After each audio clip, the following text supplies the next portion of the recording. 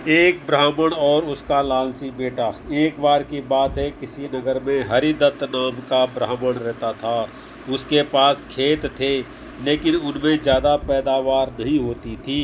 एक दिन हरिदत्त अपने खेत में एक पेड़ के नीचे सोया हुआ था।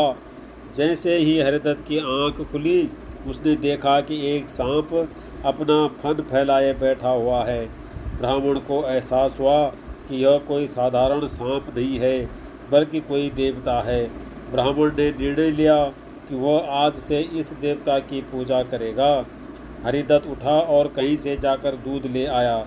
उसने मिट्टी के बर्तन में सांप को दूध पिलाया।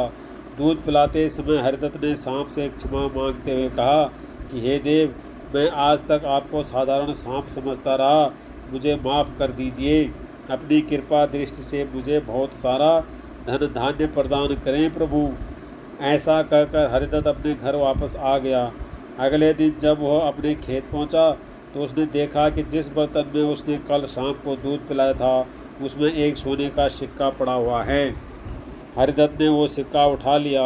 अब हरिदत्त रोज़ सांप की पूजा करने लगा और सांप रोज़ उसे एक सोने का सिक्का देने लगा।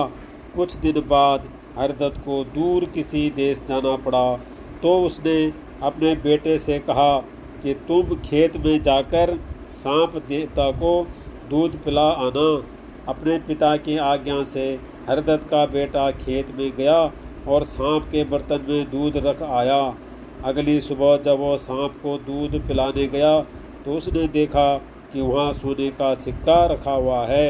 हरिदत्त के बेटे ने वो सोने का सिक्का उठा लिया और मन ही मन सोचने लगा कि जरूर इस सांप के बिल में सोने का भंडार है।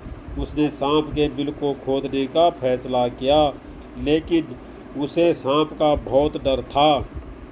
हरिदत्त के बेटे ने योजना बनाई कि जैसे ही सांप दूध पीने आएगा, तो वह उसके सिर पर लाठी से वार करेगा, जिससे सांप मर जाएगा। सांप के मरने के बाद मैं तसल्ली से बिल खोदूंगा और उसमें से सोना निकालकर अमीर आदमी बन जाऊंगा। लड़के ने अगले दिन ऐसा ही किया, लेकिन जैसे ही उसने सांप के सिर पर लाठी मारी, तो वो मरा नहीं, बल्कि गुस्से से भर उठा। सांप ने क्रोध में लड़के के पैर में अपने विष भरे दांतों से काटा और लड़के की उसी समय मौत हो गई। हरिदत्त जब वापस लौटा, तो उसे यह जानकर बहुत दुख हुआ। सीख: लालच का फल हमेशा बुरा होता है, इसलिए कहते हैं कि कभी लालच नहीं करना चाहिए। हमारे पास जो भी है, हमें उसी से संतोष करना चाहिए और हमेशा परिश्रम करते रहना चाहिए।